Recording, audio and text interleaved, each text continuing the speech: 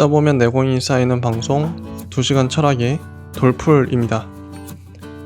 남경태 선생님의 종횡무진 동양사를 같이 공부하고 있습니다.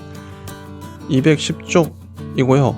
5장 분열이 자연스러운 인도라는 대제목에 그 다음에 4번 최초이자 최후의 제국이란 타이틀이고, 그 다음에 소제목은 다양한 매력의 지배자입니다. 읽어볼게요.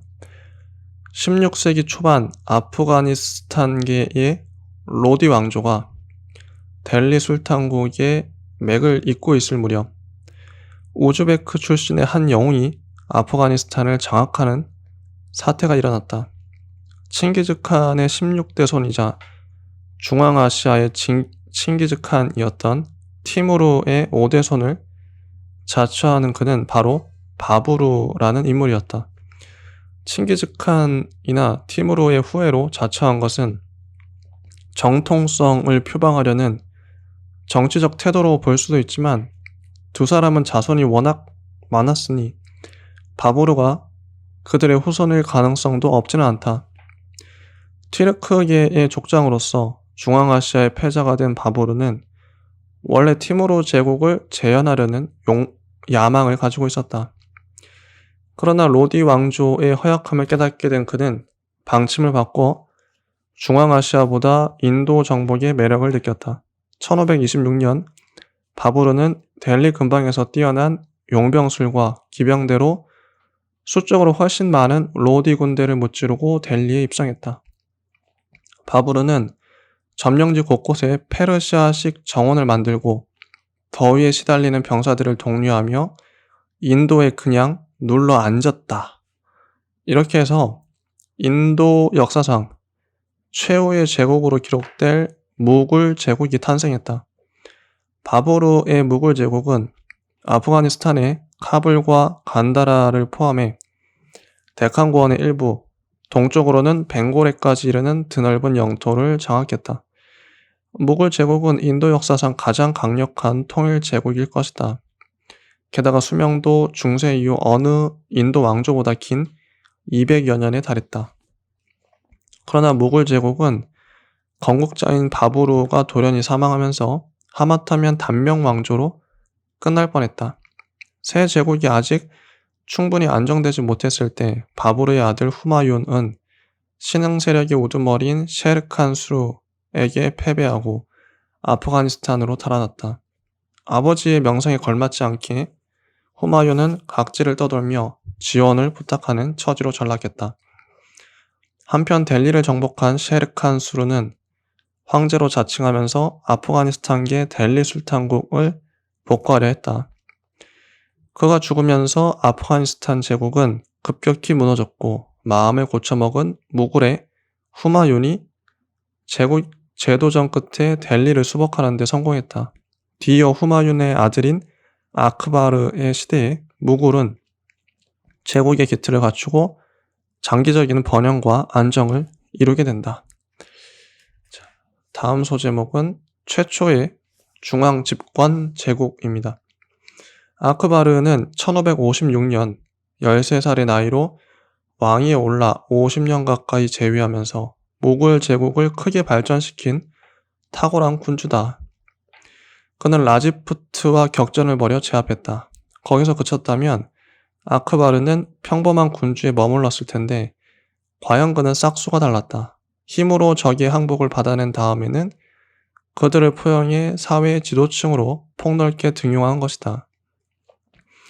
북인도의 전통적인 지배층이자 상류층인 라지푸트를 제압하고 동화시키자 이내 나머지 인도인들도 뒤따르게 되었다. 나아가 아크바르는 라지푸트의 공주와 결혼해 혈연관계를 맺었다. 이렇게 인도인들을 무력으로 억압하는 게 아니라 어르고 달래 동화시키는 정책이 바로 무굴과 델리 술탄의 중요한 차이였다. 이로써 아크바르는 이슬람 세력뿐 아니라 모든 인도인의 명실상부한 지도자가 될 수 있었다. 아크바르의 치세에 이르러 인도는 역사상 처음으로 중앙 집권제를 갖춘 제국의 시대를 맞게 되었다. 다른 곳이라면 몰라도 인도의 황제라면 권력의 정점인 동시에 신성한 존재여야만 한다.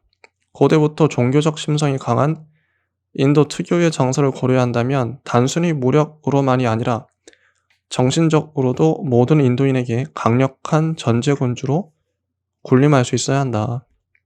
아크바르는 이슬람교와 조로아스터교, 힌두교 등 여러 종교를 절충하는 정책을 폈다. 아크바르가 도입한 관료제는 만사부다르라고 불린다.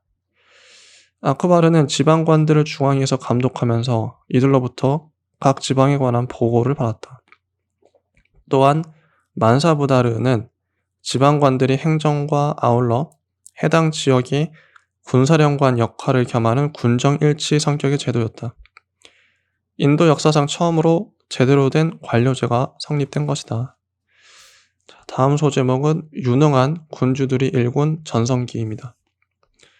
전통과 첨단을 매끄럽게 접합하는 아크바르의 솜씨는 종교만이 아니라 문화에서도 빛났다.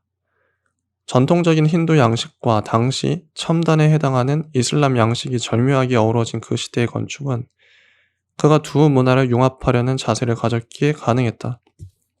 게다가 그는 유럽의 그리스도교도 마다하지 않았다. 그의 궁정화가들은 유럽에서 발달한 사실주의 기법은 물론 원근법까지 차용해 동양의 정신에 서양의 기법이 접목된 독특한 무굴 양식을 개발했다. 아크바르의 치세의 인도는 유럽보다도 이르게 계몽주의 시대를 맞았다고 볼 수 있다. 전성기 무굴 제국의 번영은 유능한 군주들이 계속 출현한 덕분이 컸다. 강력한 군주인 아크바르가 죽은 뒤 아들 자한기르의 치세에 제국은 잠시 정치적 혼란을 겪었으나 그의 아들 샤자한이 즉위하면서부터는 다시 궤도에 올라섰다. 샤자한은 예술을 매우 사랑했고 역대 인도 왕들 가운데 손꼽히는 낭만적인 군주였다.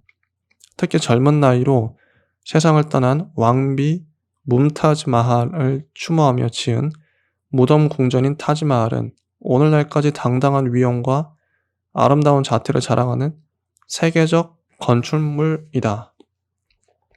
그는 남쪽으로 데칸 일대의 소국들을 병합해 영토를 늘렸고 북쪽으로는 왕조의 고향에 해당하는 아프가니스탄의 칸다하르까지 정복했다. 아크바르가 백성들의 존경을 받고 샤자한이 백성들의 사랑을 받았다면 아우랑제브는 백성들에게 두려움을 안겨주었다. 그는 진지하고 경건한 데다 냉혹하고 무자비하면서도 열정적이었다. 하지만 인도와 모골 제국 입장에서 보면 그는 그 시기에 꼭 필요한 군주였다. 아우랑제브는 한동안 중단한 정복 사업을 재개해 데칸과 남인도 소국들을 차례로 점령했다. 아우랑제브의 치세에 이르러 모골 제국의 영토는 사상 최대를 자랑했다. 아우랑제브는 결국 철저한 이슬람 중심주의 노선으로 전환했다. 한동안 지배적이었던 종교적 절충주의는 그의 시대에 이르러 완전히 자취를 감추게 되었고 힌두 동화 정책도 뒷전으로 물러났다. 아우랑제브는 고위직 관료들을 이슬람교 도로만 충당했으며 많은 힌두 사원을 파괴하고 모스크로 대체했다. 11세기 마흐무드의 인도 침략을 능가할 정도의 가혹한 종교 탄압이었다. 그러나 무굴의 전성기를 가져온 유능한 군주들은 아우랑제브에게서 대가 끊겼다. 공교롭게도 최대의 강력을 자랑하던 그의 치세 이후 무굴 제국은 몰락의 길을 걷게 된다. 실은 음으로 양으로 무굴 제국에 힘을 실어주던 힌두인들이 인도의 이슬람화를 진심으로 환영할 리 없었다. 관료제의 실무자인 이들이 황제의 반감을 품으면서 강력한 중앙집권 체제도 무너지기 시작했다. 중앙 권력이 약화되자 그간 무굴에 지배하에 있던 소국들도 조국만 계속할 뿐 예전과 같은 충성심은 보이지 않았다. 데칸 지방에서는 마라타가 크게 일어나 델리 근방을 자주 침략했다. 마라타족은 산악지방 특유의 강인함과 기동성을 갖추고 유격전에도 능해 대단히 까다로운 상대였다. 1761년 마라타의 대공세 앞에 속수무책이었던 무굴 제국은 급기야 왕조의 고향인 아프가니스탄에 도움을 청했다. 그 덕분에 파니파트 전쟁에서 간신히 마라타를 물리칠 수 있었지만 약효는 오래가지 않았다. 그 사건을 계기로 가뜩이나 쇠퇴의 율로에 있던 무굴 제국은 붕괴 상태에 이르렀다. 마라타와 아프가니스탄이 대치하고 있는 가운데 북인도는 서서히 정치적 공백 상태로 빠져들었다. 이후 영국이 힘들이지 않고 무굴 제국을 거의 접수하는 형식으로 손에 넣게 되는 것은 이미 그런 배경이 있었기 때문이다. 여기까지가 5장의 내용이었고요. 다음 주에는 6장 일본 역사를 다뤄보도록 하겠습니다. 네, 감사합니다.